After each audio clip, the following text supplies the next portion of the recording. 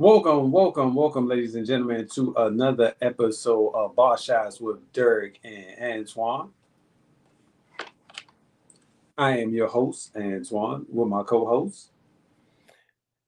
Good afternoon, ladies and gentlemen. Good afternoon. That's it.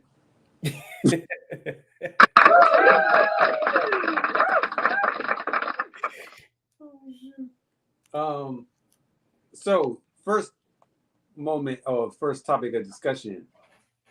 What do you think about the third show so far? This past weekend.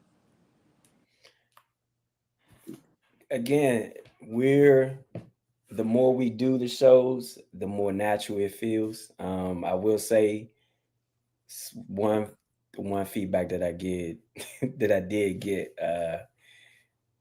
Someone definitely loved the duck head of the week or the duck head of the day. I forgot which one it was.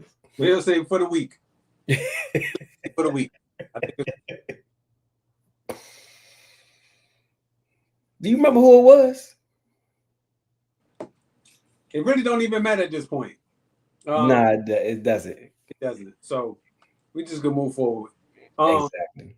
So this is the thing that's crazy though. Oh, matter of fact, shout out to all my military peoples. Is Salute to Service Weekend, and on Monday it is actually Veterans Day.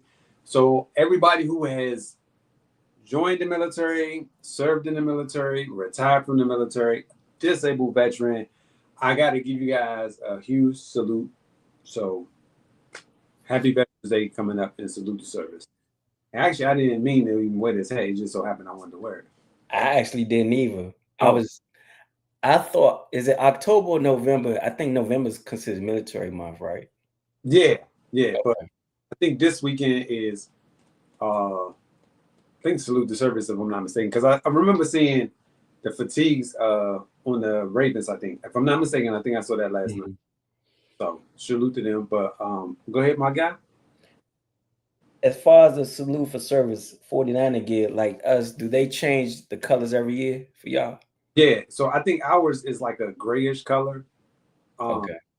so if I'm not mistaken, it's like a grayish color. It's nothing I'm going to purchase, but Actually, the best one that I like, and I was able to find one on eBay, I just didn't haven't purchased it yet, was when we were called the Washington football team. mm, That salute to service gear is it's nice and clean, basic look. Um, it's actually an actual fatigue color, not. I mean, I know that there's some armed forces that wear different colors fatigues, but I'm just used to the natural fatigue look. yeah. Let me see. Yeah, ours is like a gray. I'm assuming this is going to be everybody's then. It's like Yeah. a so. Um, I did my time. So we gonna move on. Let's recap week 9. What did you like or what did you not like about week number 9? Week number 9. Again, I'm biased. As you can see, the hat that I wear. I'm glad we were able to pull this game out and move on to the next one. As far as around the league, it's kind of hard to. Well, I guess you can include, yeah, because that Monday Night Football is still part of Week 9. Kansas City finds ways to win games. And speaking of finding ways to win games, if you were Tampa Bay head coach, would you have gone for two? Yep. Yep. Yep. But why, sir? Because to me, I'm always going to take them out before they could take me out. I'm not gonna give them a chance to win. And so I would go in with the mindset that I'm gonna go for two if need be. Because the thing is, you got to keep up with points with them, and you keeping kicking extra points ain't going. Is in my opinion, it's not going to be enough. At some point, you're gonna have to go for two when you're playing against them, and if you don't, and the game is close, you're gonna probably wind up losing by that margin because you didn't go for two at some point. I would also add that you're on the road. You need a win. Just I'm gonna steal someone's opinion of as far as the best NFL player. Patrick Mahomes, he may not have MVP numbers every year, but he's to me undoubtedly the best football player in the league. He continues to make plays in crucial situations. And going back to, I probably would have gone for two because I'm not going to give that guy the ball again. That's why Baker Mayfield, when he knew he lost the coin toss, he did like this. Because he knew it was over. They was getting ready to give the ball back to Patrick Mahomes to matriculate down the field, and that's exactly what they did. Go home, game over. Get out of here. But I'll say this: the officiating is bad. Um, it's not horrible, but it's bad. There's a lot of missed calls at the end of the game. Just like last night, um, where it should have been a holding call twice on Baltimore that was not called. In Kansas City, the same thing. They're not going to blow the whistle for against Kansas City in certain situations. And I don't Mm-hmm. personally, I don't think it's fair. I think if you call in holding on one team, you should be able to call it on another team. And they don't get a lot of holding calls, which they do a lot of.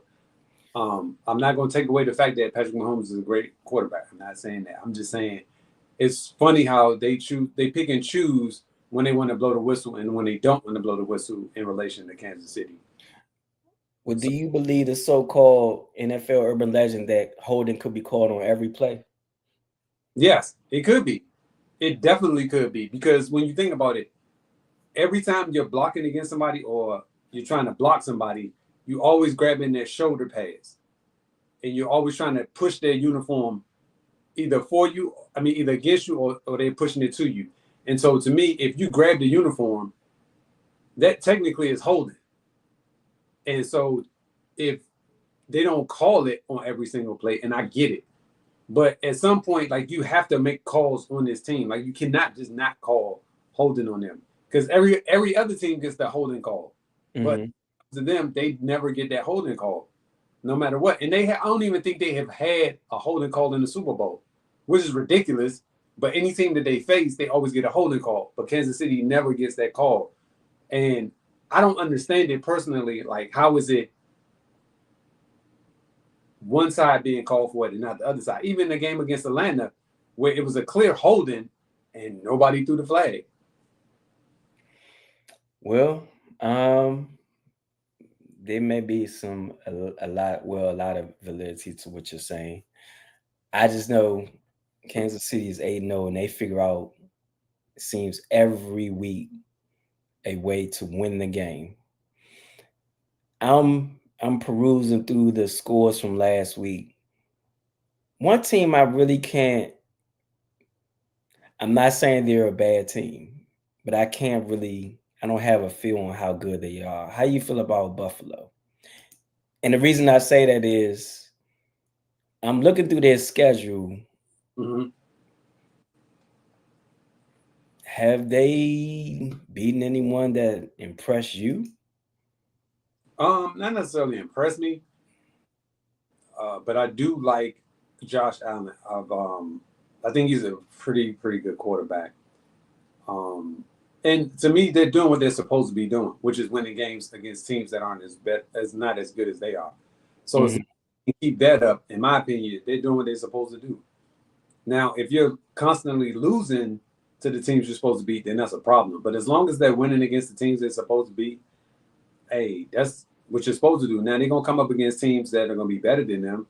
Now it's up to them to win those games, and I think that they can win them. It's just a matter of them putting it all together for them to win those games. Well, the reason why I can't, I just have a hard time figuring out how good they are. And they got destroyed by Baltimore. They lost to Houston, and these are the teams they beat. Arizona, which I'm not impressed with. Miami, um, But what week are we talking about Miami? Before Tua got hurt or after he got hurt? I think they've played them both with Tua because Okay. they played Miami week 2. Okay. Yeah, Tua was there. Jacksonville, trash. Right. Jets, get out of here. Tennessee, nah. Bad. The bad team. Seattle. Seattle's decent. I'm not gonna say bad. They're a decent team. So out of like 10 games, they played one. Well, they defeated one decent team. And the two teams I would say are somewhat legit because they were playoff teams the previous year they lost to. I just have a hard time trying to figure them out. Well, I think that's the beauty of it too, though, because they're not a team that's easily to understand because they've been at this for a couple years now. And I look at it like if they can stay on course, because in my opinion, there's only two teams that can beat Kansas City when it comes to the playoffs. It's Buffalo and Cincinnati. I don't think anybody else in the West could beat them.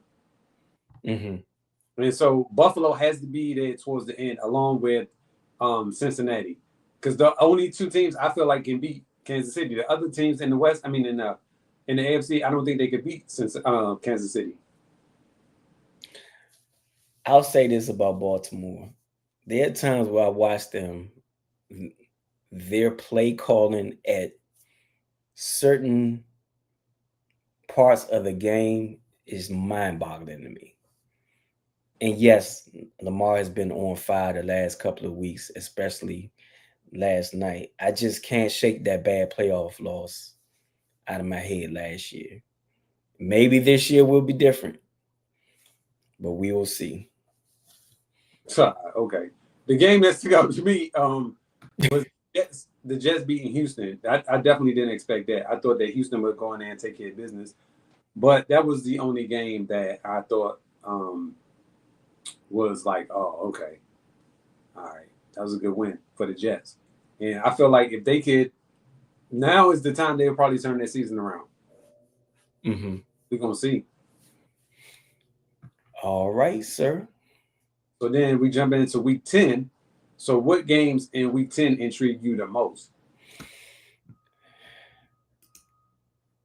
I think this is a great test for the Washington Commanders. Okay. Um, Go ahead. I'm sorry.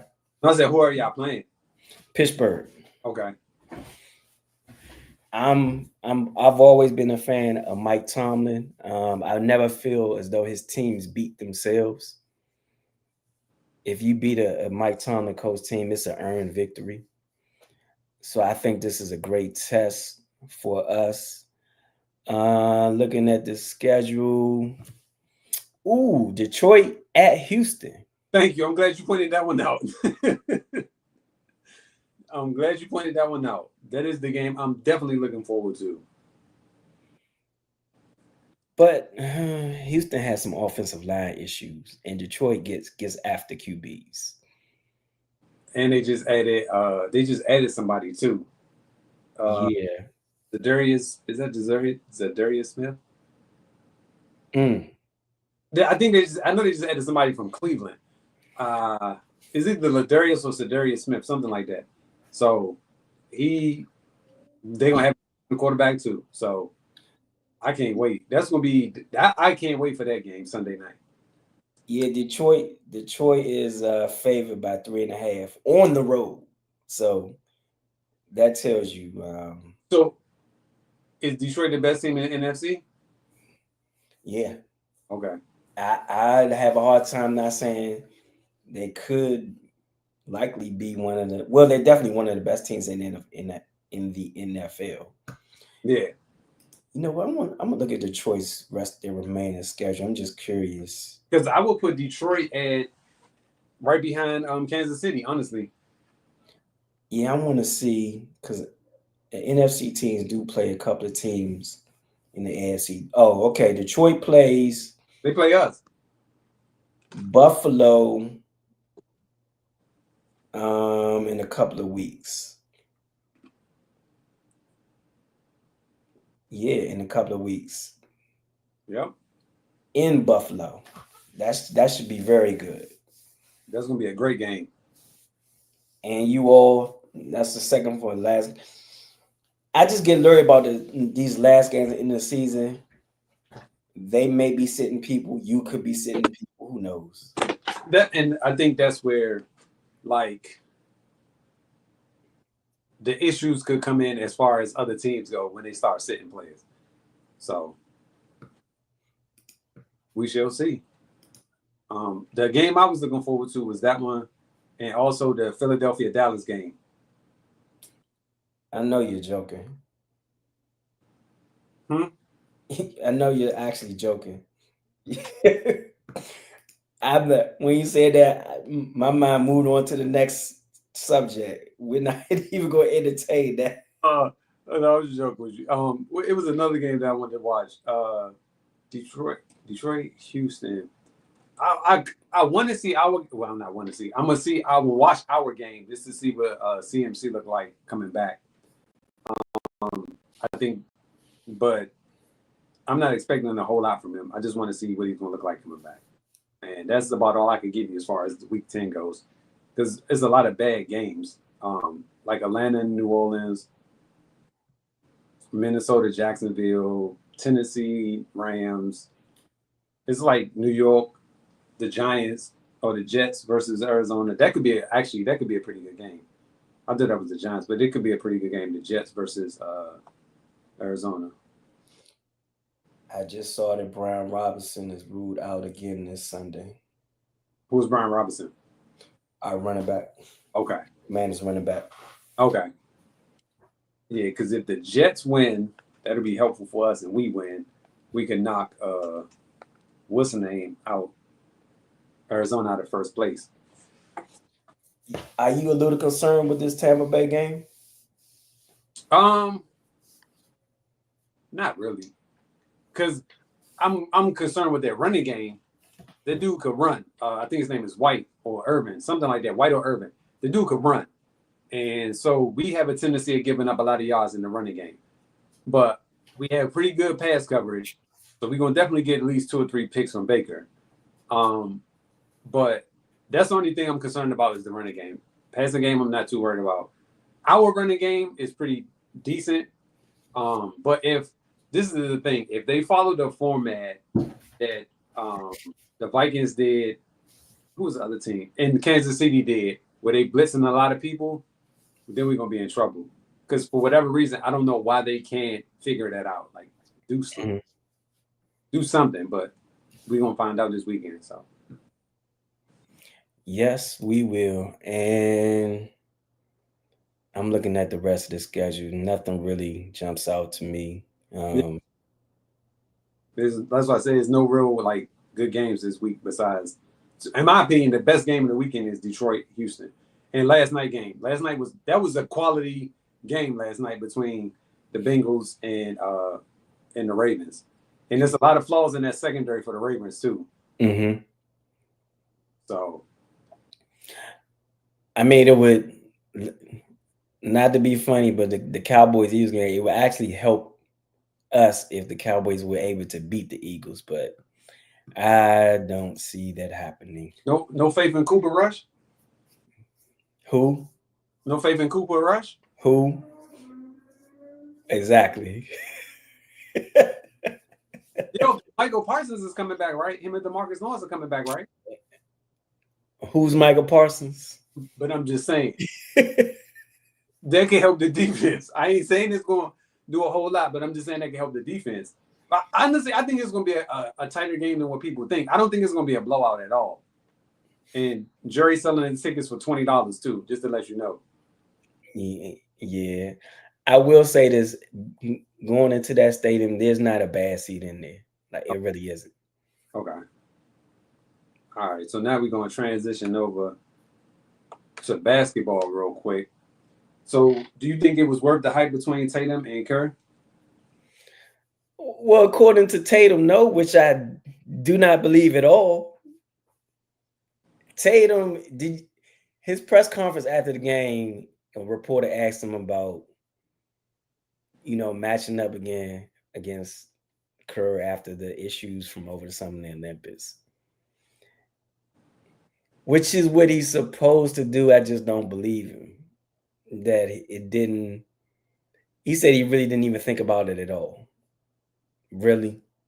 I mean, he might not have because the end goal was to get the gold. He got the gold. So what? I mean, whether we like it or not as fans, the ultimate goal was for him to take home the gold or bring home the gold, which he did. So Yeah, and he got some gold splinters he from definitely, that bench too. he definitely did. I hated that, man, because that dude was way too talented to be sitting on somebody's bench. I wouldn't have a problem with it if Kerr, his rationale wasn't making sense. I was going to say he was lying. I guess he was lying. His rationale just wasn't making any sense. How do you go games with, Jason Tatum does not touch the floor? He's not injured. I know someone's going to say, well, he did that to Embiid. Embiid was injured. So he can hide behind that. There was nothing wrong with Tatum. And you have guys on his team that he's way better than getting more clock than he does. And Kerr will hide behind fit in that type of team that they're playing. Nah. Mm-mm. That's not good enough, Kerr. Just stop. Yeah. You were lying. I don't know what it was, why you wouldn't play him, but I'm not buying the reasons that he was giving. No. Personally, I think the hype was overblown. Mm-hmm. I feel like because once you answer the bill of being a champion, like Yep. nothing else matters, in my opinion. They could talk about all they want, they could say whatever they want to say about you, but the one thing they can't talk about is you having the championship. So he went and got the gold medal. He came back home. I'm personally, I think he's salty. I don't. You're right. I don't think he's gonna say it, but Right. I'm salty about it because I'm a top 5 player in the NBA, and I ain't even coming off the bench.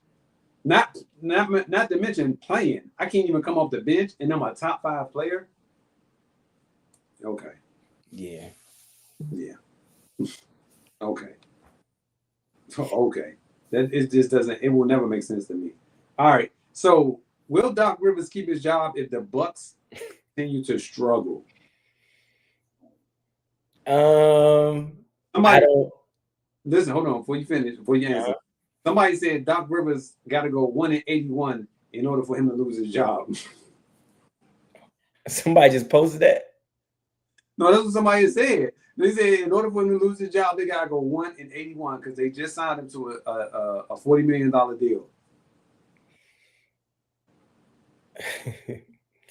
If the way they're going, they may miss the playoffs totally. Well, according to Doc, this is his words. We're making the playoffs. Those were his exact words. You know what? I don't see him losing his job during the season, but if they don't make the playoffs at all, I could see him getting ran. But he got guaranteed cash coming. So fire me. If I'm Doc, fire me. But I've been saying this for the last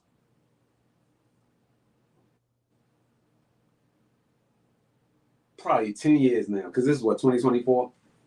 When Doc Rivers took over for the Clippers, I was like, yo, this dude's not a good coach. He's not. Mm-hmm. Because the talent is what got him that championship in 08 with the Celtics. And they went back in 09. But he hasn't been close to that since then. Like, in my personal opinion, if you're a good coach, you're going to have down years. That's part of the job. But then you can also have resurgent years as well. He's never had a resurgence year since 2000, or 10. 2010 is when we played the Lakers again. Or it was either 09 or 2010. Other than that, when has he been to the finals? Yeah. And also, doesn't he hold the record for blowing the most 3-1 leads in And the series? I think he was the coach of that lost, like, was it 20 something straight in a row or something? It was some crazy stat about the amount of losses. But yeah, he holds the lead for the most 3-1 losses in the series. Mm. But you gonna try to tell me this dude is a good coach? Yeah, that's I can't defend him on that. If you've there's multiple occasions where you're up in the series 3-1 and you end up losing the series, and you're the all-time leader in that. I cannot make a case that you're an excellent coach. I can't. No, sir.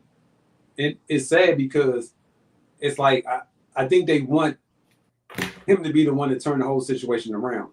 But in reality, I don't think that he's the one that can do it.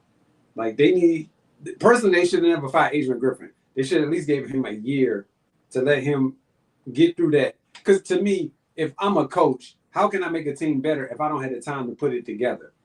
They didn't give this man a whole year, and it was 31-13 before they fired him. 31-13, and they fired him. Well, you know where that came from. That's why I love somewhat the empowerment players have on teams, but obviously some players are allowed to abuse that to the detriment of the team.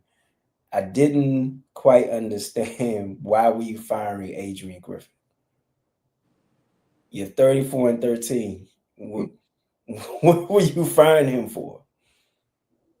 And I saw all the reasons that they came up with. Um, I'm just of the mindset of Doc Walker. I'm not supposed to like my head coach. Most head coaches that are successful are usually jerks for the most part. Yeah. I'm supposed to respect my head coach, and hopefully he knows the right buttons to push out of his players to um, motivating winning culture. I didn't understand why someone's 34-13 getting fired. That makes sense to me. That's where the owner steps in and says, "Hey, we're gonna ride this out and see what happens." Who's to say it couldn't have got better? Who's to say it would have got worse? We don't know. It was never afforded the opportunity for that to happen. Right. And to me, if I'm an owner, I'm telling Giannis like, "Yo, let it ride out and see what happens." And we go from like unless they got the fighting, then that's different. But if we just arguing and you gonna get mad at me because you don't like the way I'm doing things, well, that's like you said, that's my job as a head coach is to do that. It's to make you angry because I'm pulling out the best out of you. So I don't know. I just for them to lose that coach to be where they are now, I don't think that the Bucks have gotten better. And Chris Middleton is coming back at whatever point that is, but I Do don't you know. I, when Dame Dollar reached the team, I felt it was so overblown that supposedly how good they were going to be. I'm just not a believer. Well, I am a believer in team dynamics, um, team. What's the word I'm looking for? Cohesiveness. You just can't just put top elite scores together and expect it to work. Definitely not right away. And it's been somewhat of a year, and you've added one of the greatest guards of all time, and you're still losing. What are they? 1-6, 7? I think they won last night or the night before. Okay. I think they won 2 games so far. Like I think they're 2-7 or two. Let me see. Make sure I don't want to put nothing bad on. Yeah, 2-6. 2-6. Okay. So I mean, they're not out of it per se, but they shouldn't be looking like this. They shouldn't be Right. bottom of the East. They should be at worst case in the middle somewhere. Even though it's still early, I don't know. I don't know. I just do. I personally I would have never hired him in the beginning. That's just me. And I believe Doc was brought there to improve their defense, and I think their defense is one of the worst in the league. Woo! Not a good look, Mr. Rivers. All right, Although, thank you for having the son to hit the game winner against Carolina in Carolina. here we go with this foolishness. I mean, it goes along with the next segment, which I think is college. No, not yet. I had one more Okay. to that. One more. Don't worry about it. I got you. So, are the Suns the best team in the West, or you still think it's OKC? Still believe it's OKC. Okay, Although Denver gave him some work the other night. definitely did. They definitely did. Without Murray, might I add. And what's the name not playing either?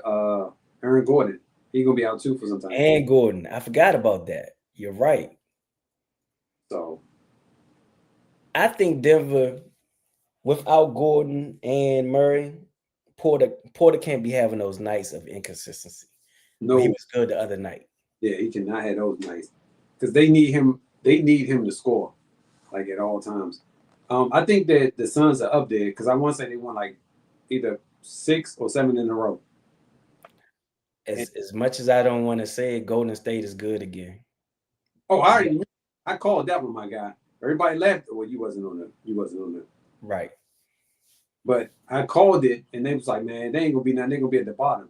I said, all right, just wait, because they got a solid team of starters and they got a nice bench. Mm-hmm. That's why I think that's what's going to help him. If he continues it like this, I don't think that they should make a trade for anybody. I think they should just keep it the way that it is. Don't mess the chemistry up. Keep it exactly the way it is. I think they'll be in good shape. All right, so now we're going into college. Someone said, yes, you did. Do you know? The Golden State. Oh, okay. Yeah, because they was like, no, it ain't. I was like, all right, watch. Oh, okay. Okay. All right. They're giving you props. Gotcha. Gotcha. Oh man, I'm a GM. I do this. I just don't get paid. All right. So, what's your thoughts on men's college basketball and women's college basketball? I actually watched women's USC opener. Do you agree with this? And I know some people may get offended, but it's just a natural thing to do. Compare players, women players, to great men players of all time. Juju game reminds me so much of Carmelo Anthony's.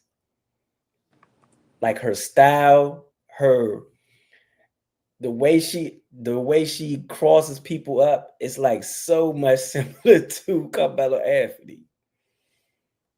Yo, okay. Yeah, I know the comment. Yo, no, hold on. The crazy part is, I think that you're correct, but that's what you have her there for, though. You know what I'm saying? That's her whole job is to score. That's what Yes. you're there for.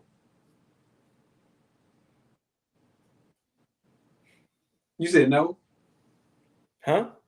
Oh, I thought you said no. No, I said yes, yes, Oh, yes. yeah, I'm my bad. That's what ever there is to score. Like she ain't got Absolutely. nothing else to do. That's your damn job is to score the ball. That's all we want you to do is score the ball. Everything else to take care of itself. And I think if she was to leave now, she will probably be like she will be a top pick. Yes, absolutely. Her mid-range game, her post game, her footwork, and she's outstanding. She is. And forgive me, there's another guard for, like, her name escapes me. I think she plays for Notre Dame and wears glasses. The chick with the goggles. She reminds me. I'm not saying her handles is exactly like Kyrie Irving, but she can handle the rock. Yes. And create plays. She might be averaging close to 8 or 10 assists a night.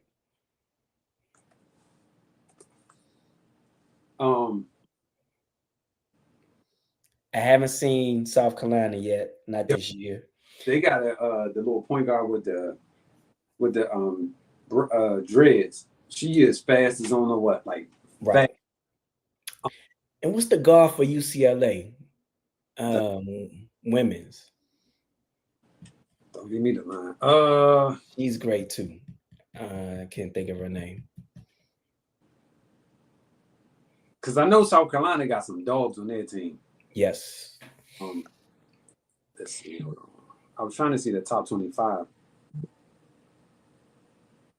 Yeah, I know Carolina. I mean, not Carolina.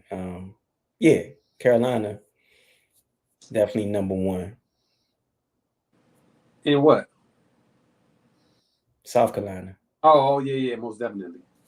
Um, I was trying to see who you were talking about. Come on, ESPN. What is going on? Let's go to standings. Um, the I need to find out. I know the chick you're talking about, dude, but the goggles for Notre Dame. Yeah, Yo, what? try Yahoo. No, that's my computer's like just the joker just slow. Have you checked in on the men's college scene yet? I only watched one game, which was the Carolina game against Radford, and we playing tonight against Kansas. And this is going to tell me, this is going to say a whole lot about the team. Well, not really, because it's only the second game of the season, so I'm not going to put a whole lot into it. I'm gonna Okay. just whatever happens, happens. I, um, we're a deep team more so than the years past. I can't say that now, because I like Drake Jackson and Ian Powell. We got shooter, a left-handed shooter, I think, or right-handed shooter, Tyson, Kate Tyson, I think his name is. But I haven't really like watched us like sat down and watched it. So I was gonna watch tonight and report back how I felt about tonight. Mm-hmm. But I think we're gonna have a deep team. I do know that for a fact. Of course, I watched Duke, and I was definitely excited to see Cooper Flag. I'm Uh, trying to describe his game. He doesn't overwhelm as far as athleticism. Like I could clearly see he knows the game. okay. He just knows where to be, where to receive the ball in a scoring position. He can definitely shoot. I love the fact that he plays defense. I love that.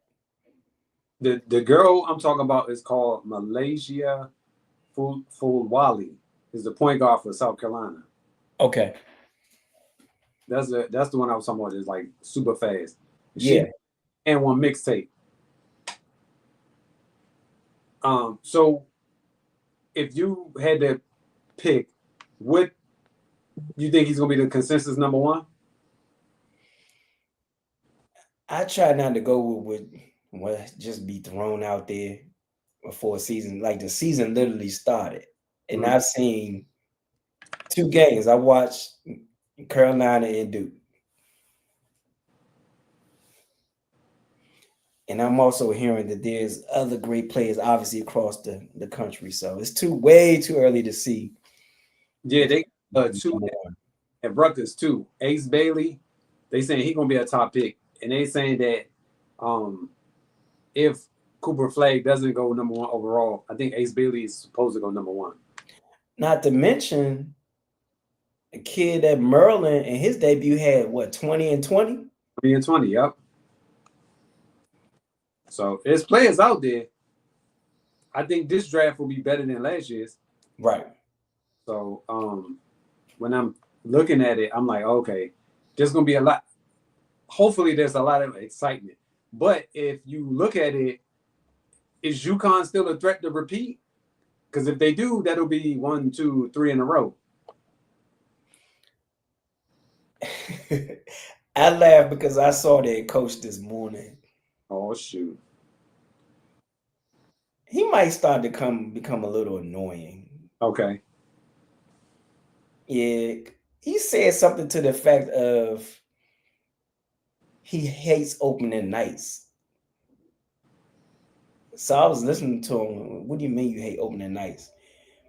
He basically said because I guess the anxiety of he doesn't know how good his team is yet, and he wants to get opening night over with. Hmm. I can see that. I guess okay, but he was so dramatic in saying it. Just like brother, just say what you got to say. All this dramatics, just get to the point. That was wild. Oh, so the young lady you were speaking of, is her name Kiki Rice? UCLA, right? Yeah. Yeah, that's her. She's from Bethesda, Maryland. Yep. Okay. And I think she had a Nike NIL before she got there. Oh wow. That's Yeah. y'all ladies get this money. Along with you fellas, y'all go out there and get this money, man. Absolutely. No Shoot. doubt. Let me try to see who was it. I mean, I think if everything plays the way it's supposed to play out, the young lady I think you're talking about for UConn was Olivia. I mean, for Notre Dame was Olivia Miles. Okay. Man, And almost it sounded like somebody hit the mailbox or something outside. But nah, I don't know what that was. and then there's Hannah Hadelga. I don't know if I'm saying her name correctly, but there's a lot of, in my opinion, there's a lot of excitement coming up about men's basketball and women's college basketball.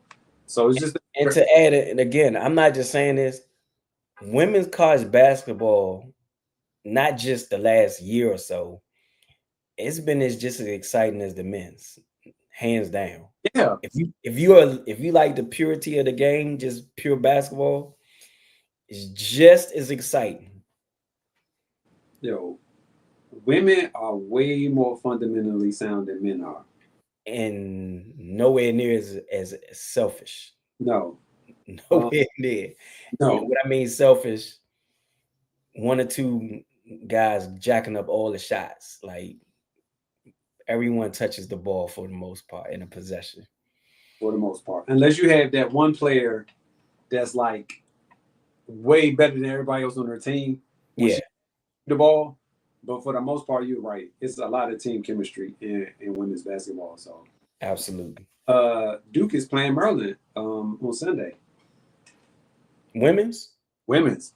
Duke Okay. is 11 and Maryland is 18. That should be good. Very much so. In College, College Park? in College Park. What time? It is at 1 p.m. Definitely won't be watching that then. Sorry, ladies. Football comes first. So another night, I got you. But Sunday, nah, it's not gonna Yeah, happen. I'm trying to find my way to the Steeler game anyway. Yeah. So, but all right. Last topic of the day, sir. Who is your duckhead of the week? Dak Prescott. Yikes. Dak Prescott. No hesitation. You cannot be seen as the quarterback, which is quote unquote the leader of the team, on camera in front of millions of people saying we freaking suck. Duh. The Cowboys, you do suck. Sorry. You're terrible this year. And we've been terrible for many, many years, but it's our turn to talk. Again, you cannot be the quarterback of your team on film, on camera, in front of the world saying your team sucks. You are the duckhead of the week. Do you have any nominations? Um, yeah, I want to nominate Kendrick Perkins. Um, he went at Giannis saying that this is all Giannis' fault. Why the Bucks are in the situation that they're in. Now, I kind of agree to a certain extent, but in the same token, where would they be without Giannis too? So I can't put all of that on Giannis' shoulders because without him, the Bucks wouldn't have a championship, in my opinion. So for you to be calling out Giannis saying he need to do this, he need to do that, I don't think that that's fair because I think Giannis is well deserving of everything that he's gotten and that he's earned thus far. Because if he's not there doing what he's supposed to be doing, Bucks don't have a championship. And so for you to call him out like that, I don't appreciate it. So that's my duckhead of the week. One thought on that though. In fairness to Perk, do you think he's saying that because Giannis is he's the one that been pushing and making all these moves? Doc Rivers, Lillard. I'm shocked. I'm shocked his brother's still not on the team. I Who promise. cannot make a layup. He Hold just on. can't do it. They won't really start winning until Thanasis comes back. I'll put it on paper. Once Thanasis comes back, they're gonna start winning. I promise you. I think Perk went there because he spearheaded all those moves and it backfired. But that's okay. But you don't know something is not gonna work until it doesn't work. But in my opinion, Dame shouldn't have gone there in the beginning. Dame should have went somewhere else. Miami. Huh? Miami. Yeah. Well, yeah, because that's where he wanted to go. I would have sent him to Miami. Because Mm-hmm. I don't think I think him and Jimmy played better together than Giannis and Dame played together. I think that them two would have been better off in Miami than Dame in Milwaukee. But the whole premise was he's trying to make his team better. Now I do agree they shouldn't have got rid of Drew Holiday. I do agree with that part. Mm-hmm. But the other moves he was making, Yeah. I can't really be mad at it. That's just my personal opinion of it. I think, and I personally I just don't like him. I don't like Perkins, and he got him on what's the show with Matt Barnes and Steven Jackson, and they asked him like, "How you feel about Boston?" I don't owe them nothing. Shoot, I just won the championship there, and I'm thinking to myself like, But Doc Rivers said something which is actual fact. When that starting five was completely intact, they never lost a series. They only lost when someone was missing. so you as a coach make the adjustments to make sure that you don't lose a series. Oh, I agree. But But he's just stating a fact. but what I'm When that five was intact, they personally, did not lose a series. I don't know if he did anything better or worse than like Rudy Gobert could have done.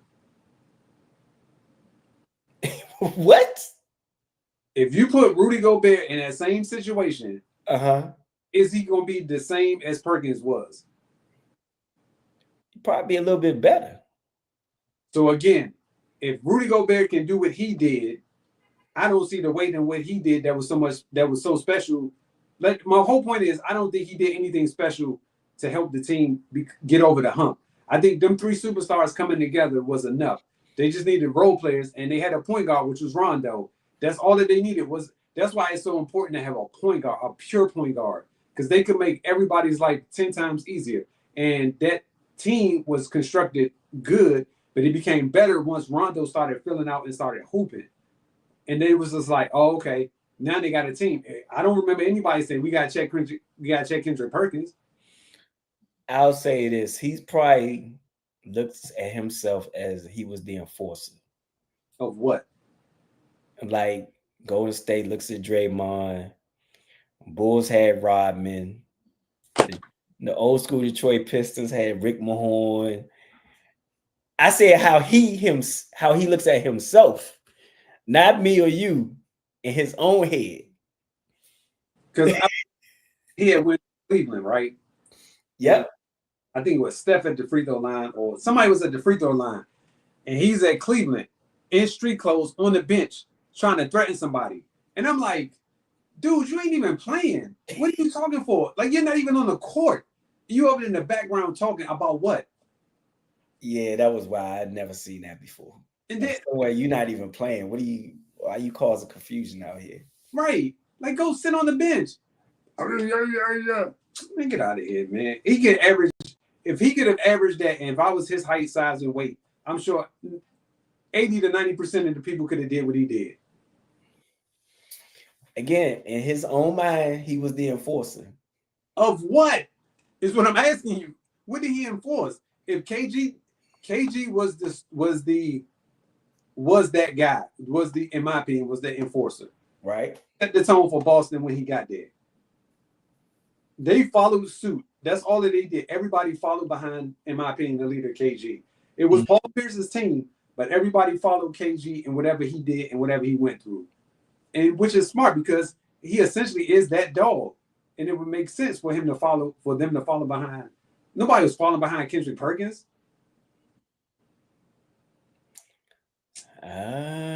I'll just leave it there. Whatever, man. I ain't got time for this today. I just don't like him anyway, so they don't really care. Facts. He's just talking like this dude is like the way you would talk about people and people's games. You would think this dude was like a top 10 NBA player of all time, or at least what list is? I'm sorry, I gotta go. I can't keep doing this because I can do this all day, man. Hey, brother, Absolutely. great evening. I shall see you next week. And we are out. Yes, Go sir. Big Perk. Petty. That was real petty.